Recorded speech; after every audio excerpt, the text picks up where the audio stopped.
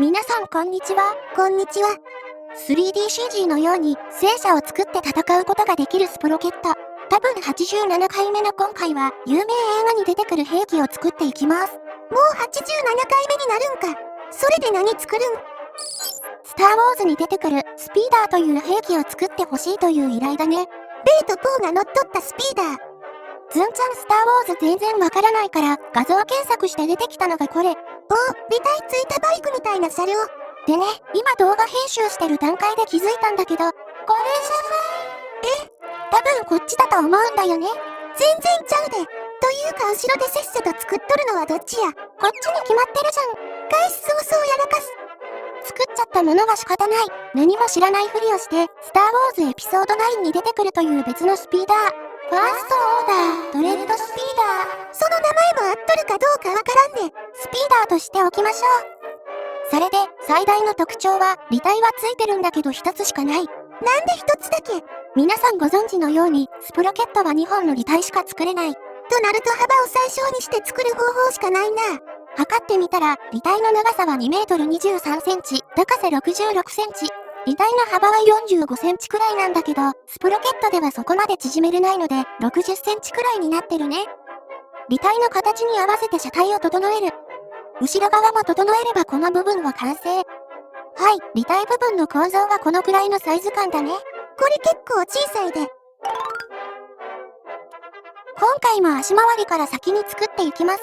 今作っているのは、履帯側面の丸っこい出っ張り部分。これなんなん？よくわからないんだけど、レーザーキャノン用のバッテリーセルが入ってるらしい。そのバッテリーは、前の誘導輪の回転から充電する仕組みだね。そんな公式設定があるんか。車体の角を削り忘れていたので修正。さらにその上にこんな感じの出っ張りがある。これなんなん？公式説明には特に何も書かれてないね。ないんか。ここの内部に発電機の軸があって、後ろにバッテリーという位置関係。電力関係の装備かもしれんな。その後ろ側にあるのはレーザーキャノン用の装置。スターウォーズやからな、レーザー兵器や。レーザーキャノンを上下に動かす軸を作る。軸の両端にはレーザーアクチュエーターがついていました。ちょっと出っ張っとるんやな。この部分は一つのキューブから作ることができました。次に乗せていくのは砲身。現在のバージョンでは砲身を乗せたキューブに砲弾を入れた方がリロードが早くなるんだよね。ということは、さっき作った両端部分じゃなくて軸に乗せてから先端に移動した方がいい。先端構造は弾を入れるスペースがないという理由もあるんだけど、この場合は多分軸の方に砲身と砲弾を乗せた方が早く連射できるはず。みんなは試しながらやってみてな。前のバージョンアップで砲弾を乗せる概念が追加されて自由な戦車作りが制限されてるんだよね。まあリアルな感じにしたいんやろな。こんな感じで砲身周りの装飾も追加。反対側も同じなの作らんとあかんな。できたら仮搭載して形状を見てみる。こんな感じについとったんか。今回搭載したのはスプロケットで最小の20ミリ砲。出た。このゲームは何年も経つのに機関砲という概念がない。ないなら連射して見えるようにする必要がある。これもはよなんとかしてほしいな。やり方を簡単に紹介すると、砲身をウルタキーでコピーするだけ。あとは砲身ごとに発射間隔を0秒、0.1秒、0.2秒とずらす。ずらし終わったら、このように砲身を1箇所に重ねるだけ。こうやって疑似的に連射してるように見せとるんやな。砲身を乗せたキューブに砲手用の覗き窓をつけて、今回は12本砲身を乗せたので、12人を装填手に割り当てれば完成。わかりやすいように砲身をばらけさせて試験。要するに一つの砲塔に12本砲身乗っとるイメージなんやな。そう、砲身を移動してまとめれば連射してるように見えるだけだね。ちなみに、クリックし続けないと連射は止まってしまいますよ。ゆるふわ軍事チャンネル。はい、砲身は完成したのでサクッと作っていきましょう。また尺が長くなるからな。ここの六角形の構造は燃料タンクって書いてあったかな？それで、車体本体も六角形の軸がある感じ。その上というか、上部構造はスピーダーのエンジンが乗っていたらしい。両側はちょっと飛び出してるね。側面は斜めになってるんだけど、装飾を使って角度を合わせる。全部の頂点を移動できたら、装飾をずらして完成。こうすれば側面の角度を合わせることができるんか。続いて後部の人が乗るところ、エクステンドで頂点を作りながら伸ばす。ちょうどこの辺りが座るところだね。最後部はこんな感じ。これなんや。よくわからないね。形としてはシュッとしてる。その上にあったのはクッション。これ二人乗りなんか。そう、一応二人乗りもできる構造みたいだね。先端から最後部まではできたので、念のためサイズを測ってみようかな。ちなみに、公式によると、車体長は4メートル17センチ。おお、4メートル20センチでちょうどくらいや。最後部の装飾とかサイズ測らずに作ったんだけど完璧だね。これってどのくらいサイズ測っとるん？公式のものでも横からの画像があったから、履帯の長さと高さを計算して、一応合わせてるね。でも途中で面倒になって、今回は後ろとかはほぼ目測で作っちゃったかな。それでも大きさ合わせれるんか。慣れだよハレー。ということにしてあげてください。はい、一応車体構造は完成したので、細かい装飾を乗せて仕上げていきます。ここからも大変なんやな。スター・ウォーズの車両だったり機体は、細かい装飾がされてるからね。宇宙船とかすごいからな。操縦席用のシート完成。今回一番どうしようか迷った操作パネル系。実際のものはめちゃたくさんついてそうやな。そこまでこだわることもできないからそれっぽいものを乗せる。ちょっと雑になっちゃったんだけど、既存の装飾を入れてごまかしておきました。座席付近の付け根構造も変えて、今はこんな感じ。形かっこええやん。これ作った人すごいよね。はい、後ろにはマフラーみたいな謎の装置。車体後部はジェットエンジンみたいな見た目だったんだけど、筒で省略。めちゃ大幅に省略。その前についていた謎の構造。ボイッと乗せておきました。両サイドの凹み部分は塗装で省略。足を乗せる部分をサクッと作って、この部分にはこんな構造。その横に枠のような構造があって、予想ではレーザー兵器に電力を供給するようなケーブルがありました。あとは仕上げのレベットパーツ。普通に置いただけでは大きすぎるので埋め込むのがポイントだね。さっきからなかなか決められない車体の色。黒っぽい灰色やないんか。資料ごとに色が微妙に違っていて、青白っぽい灰色なのかな？そうなんか。こんな感じでいきましょう。では完成した車両を見ていきます。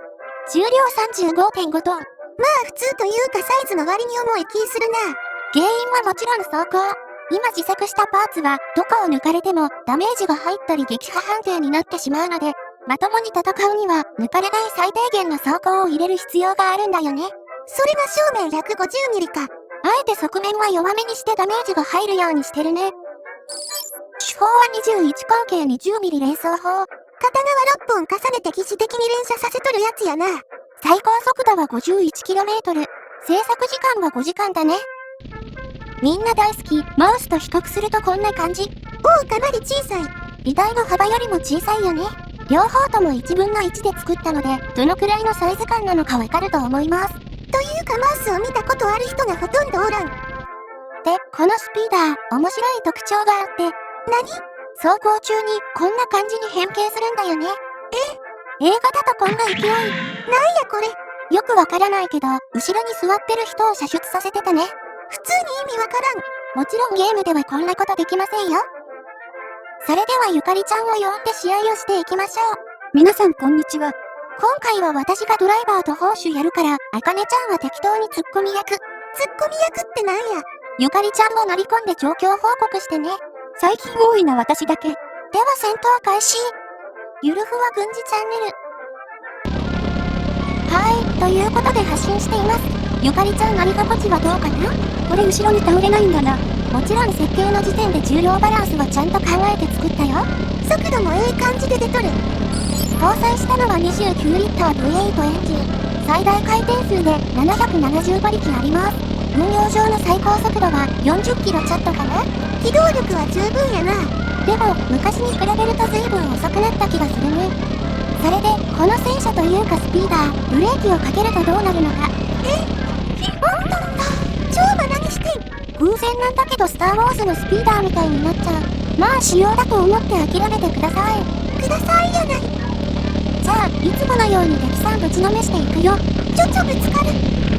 煽り運転発生。味方がわざわざ険しいところを行く。あっちのゆかりちゃんも積極的。12時から2時の方向的戦車。正面の一両こっち来るで。出てきたところをぶち抜く。ここれ怒りというかゆかりパネル狙っとる。敵さんは狙えるところ狙ってくるからね。発射。敵戦車の背面走行貫通。味方も敵戦車撃破や。さらに敵戦車撃破。待て待て。20ミリぶっ放しながら追いかける東北寸子。敵の側面走行貫通。炎上。これ余裕だね。撃つから。おっとっと。さっきから運転が荒いな。ずんちゃん慣れてないので諦めてください。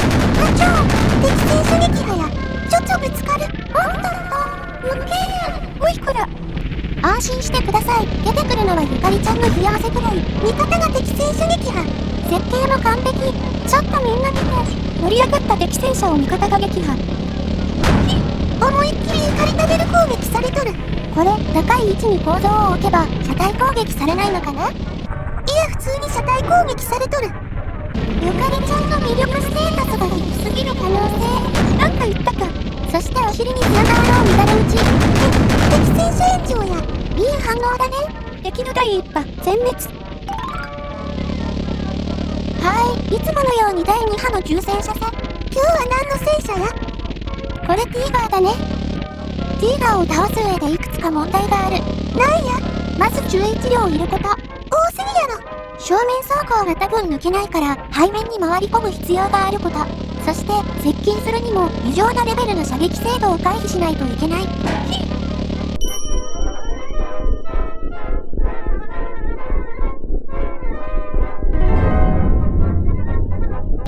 ほら移動してても普通に当ててくるんだって。明らかにおかしいな、これ。被弾しながら接近成功。100メートル先に敵戦車。適当に撃ってビビらす。確か敵が逃げたりするで。前段非貫通。これね、弾の威力というか、サイズを現実に近い数値にしすぎて、ゼロ距離でも貫通力が30ミリもない。あかんやつや。東北奥義、お尻に寸大ロー乱れ打ち。敵の砲塔旋回中。まずい。まあ落ち着け。方針突きつけられてはビビって話もできやしね。攻撃。砲弾貫通。エンジン損傷。全然抜けません。あれ？あら？引っかかって抜けません。何しとるんや。挟まっちまった。しかもダメージ入っとる。もう何もできません。撃破やな。多分火災ダメージか何かで撃破されちゃったね。スター・ウォーズといえば何なのか。なんや？砂漠というか荒れ地だよね。ほとんど見たことないのに印象だけで話す東北寸子。実はスプロケットにも砂漠マップあるんだよね。生きり立つ車体。これ何しとるんや。何って生きり立つ車体。これね、ちょうど挟まっちゃって移動不可能。しゃあないので味方車両で戦う。他の下に敵戦車。このシナリオは敵さん弱めだから9ミリでも十分。また突き刺さって移動不可能になるで。こっちの戦車とかも余裕だね。正面走行を貫通。撃破。次はこっちのイギリスみたいな戦車。ブレーキブレーキ。全然抜けません。草。面白いやつだ。倒すのは最後にしてやる。さっきからコマンドのセリフやめる。前段非貫通。弾が弱すぎる。そんな時はお尻に積んだろ。敵戦車そこを抜かれて撃破。その戦い方があった。抜けなかった新手の重戦車登場。正面側面、背面が抜けないならそこを狙うしかない。もう普通の戦車ゲームやない。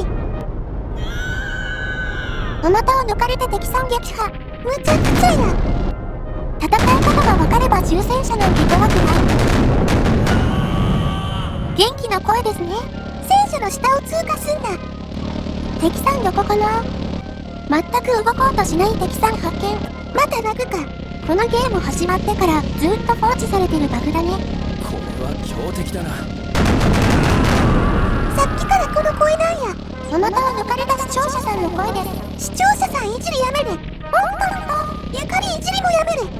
こいつは厄介やっぱり20ミリだとちょっと厳しいよね。できれば30ミリで貫通力は40ミリ以上欲しい。ばあちゃんの声久しぶりや。そうそう、弾も鉄鋼弾より今使ってる鉄鋼榴弾の方が撃破しやすい。敵戦車すべて撃破。勝利しました。攻撃力が弱くても抜けるところはある。ちゃんとそこも装甲を入れないとスプロケットでは撃破されてしまいますよ。まあ現実ではありえん戦い方や。今日はこんな感じかな。最後までご視聴ありがとうございました。このチャンネルでは軍事に関する興味深い内容からゲーム実況を多く投稿しています。今回の動画が面白かったと思った方はぜひチャンネル登録してくださいね。では、次回の動画でお会いしましょう。またね。またな。